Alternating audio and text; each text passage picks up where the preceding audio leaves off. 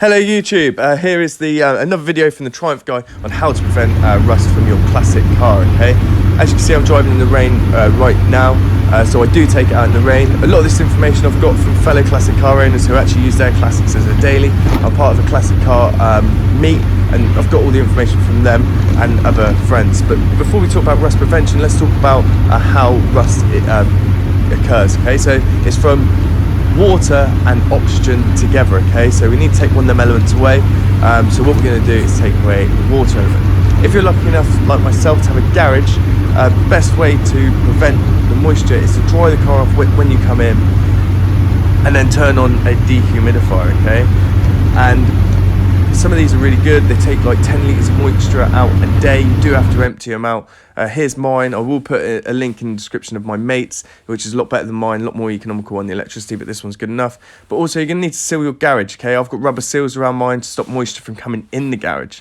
When you get the car, take the floor mats out and also open up the boot to allow the moisture to exit from any parts where the moisture drains down into the boot. Keep your doors slightly ajar. As you can see, mine is slightly open. If you've got more room, then you can have them wide open. I have my bonnet up. It's personal preference. I don't think you really need to. And inside this bit is really important because this gets really dusty. So you need to brush all that out and then wax oil inside there, especially on the left-hand side as we're looking behind that thing.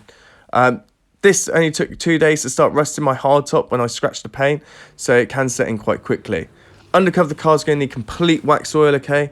And any holes and bits in the frames, you want to get the nozzle in and spin the nozzle around, okay? To prevent rust, because it can rust inside out, okay? Avoiding brake lines, avoiding any paintwork so you don't damage anything, okay? But yeah, make sure you brush off all the debris, then wax oil, okay? Wax oil in the little holes as well inside the door if you've got them. And just underneath on this bit, I've gone for a clear coat. You can get a black coat as well. In a future video, I'm going to show you how to protect your chrome and how to polish them. My chromes look alright. They're not amazing, but they do look alright. So if you're not lucky enough to have a garage, then invest, and I mean invest in a really good car cover. I'm picking mine up today, so I'll do a review in a couple of weeks' time on how mine is, because I do take mine to my girlfriend's house. She's at the garage. And also, you just really need to keep on top of this. You can pay people to do this for you, but it does cost quite a bit of money. So yeah, it's like 400 quid. I mean, if you do own the car outright, or you do have quite a bit of money, then yeah, why not? 100%. You're going to prolong the life of the car a lot better than what yourself can do. Also, what I'd suggest is, I didn't do it in this video, and it was pretty hard on the Triumph because I did have to actually stand it up, and I don't think I got everywhere with the wax oil. But yeah, I'd probably hire a ramp for the day if I was to do it again. You know, you only need to do it once a year. Hiring ramps cost from like 30 to 50 quid, maybe for like a couple of hours, and it definitely is worth it just so you can get in there.